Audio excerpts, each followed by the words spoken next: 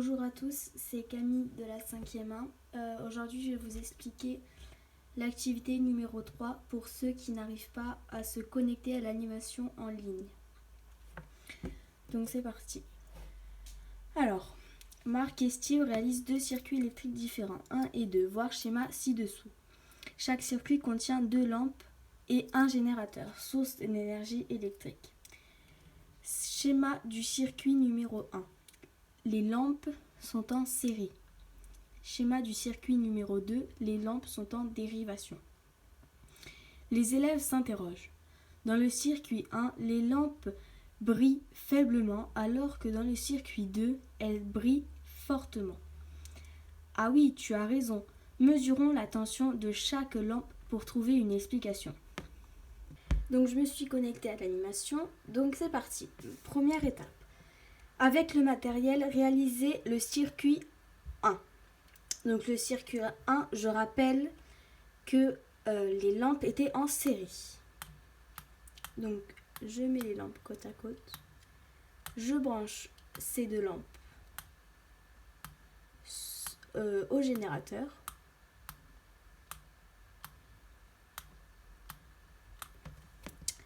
Donc maintenant, rajoutez le voltmètre en dérivation aux bornes du générateur. Donc, le voltmètre, c'est celui-ci. Donc, on doit le brancher au générateur. On obtient 4,68. Ça va être la tension du générateur. Maintenant, on branche le voltmètre à la lampe numéro 1 pour savoir quelle est sa tension. On le branche. Donc 2,34, c'est la tension de la lampe numéro 1. On va faire pareil pour la lampe numéro 2 pour savoir sa tension. 2,34. Donc ça, c'est la tension de la lampe numéro 2. Maintenant, le circuit numéro 2. Alors, je rappelle que les lampes sont en dérivation.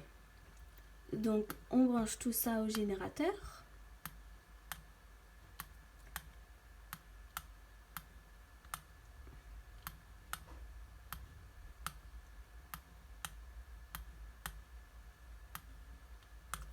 Voilà.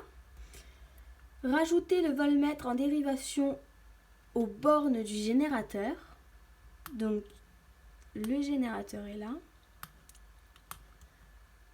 4,68, c'est la tension de notre générateur pour le circuit numéro 2.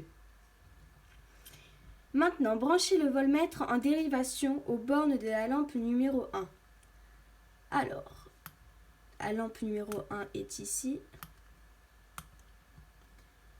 4,68, c'est la tension de notre lampe numéro 1. Branchez le voltmètre en dérivation aux bornes de la lampe numéro 2. Donc c'est parti. 4,68, c'est notre tension pour la lampe numéro 2 dans le circuit numéro 2. Voilà.